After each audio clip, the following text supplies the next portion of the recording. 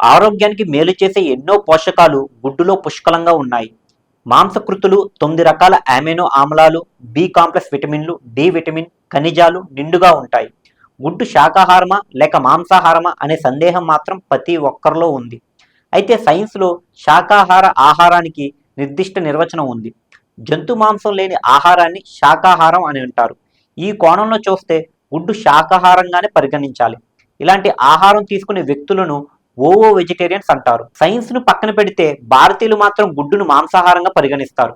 అందుకే శాకాహారులు వీటిని తినరు. సైన్స్ కోణం నుంచి చూస్తే గుడ్లు 2 రకాలు: ఫలదీకరణం గుడ్లు, ఫలదీకరణం చేయని గుడ్లు. మొదటి రకం గుడ్డులోంచి కోడిపిల్ల బయటకు వస్తుంది. ఇక రెండో రకం గుడ్డు కేవలం ఆహారం కోసం ఉపయోగించే గుడ్లు. అంటే వీటి నుంచి కోడిపిల్లలు బయటకు రావు. కోడిపెట్ట, కోడిపుంజులు పునరుత్పత్తి చర్య వల్ల పెట్టిన కోడిగుడ్డును ఫలదీకరణ గుడ్డు అంటారు. కోడిపుంజి సహకారం లేకుండా పెట్టిన గుడ్లను ఫలదీకరణం చేయని గుడ్డు అంటారు. గుడ్డు లోపల కోడిపిల్ల అభివృద్ధి చెందని గుడ్లను కోళ్ల ఫారంలో సేద్యం చేస్తారు. ఇటువంటి గుడ్డును శాకాహారంగా పరిగణించవచ్చని శాస్త్రవేత్తలు అంటున్నారు. అయితే కొన్ని గుడ్లలో అప్పుడప్పుడు రక్తపు చుక్కలు కనిపిస్తాయి. సైన్స్ భాషలో దీనిని మీట్ స్పాట్ అంటారు. గుడ్డు ఫలదీకరణం చెందిందని దీని అర్థం కాదు. కోడి శరీరంలో గుడ్డు తయారవుతున్నప్పుడు రక్తనాళాలు దెబ్బతింటాయి. దాని ప్రభావం వల్లనే గుడ్డులో రక్తం చుక్కలు కనిపిస్తాయి. గుడ్డులో మంచి కాల్షియం ఉంటుంది కాబట్టి దాని వినియోగం ఎముకలను బలోపేతం చేయడానికి సహాయపడుతుంది. ఇందులో ఉండే ప్రోటీన్లు, ఇతర పోషకాలు మన శక్తిని పెంచడానికి, కండరాలను బలోపేతం చేయడానికి పనిచేస్తాయి.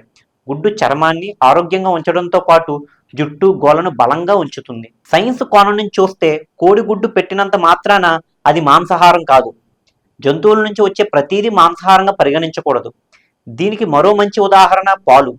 గుడ్డు మాంసాహారం అయితే మరి పాలు కూడా గేదెల నుంచి వస్తాయి కదా, అప్పుడు పాలను కూడా మాంసాహారంగానే పరిగణించాలి అంటున్నారు శాస్త్రవేత్తలు.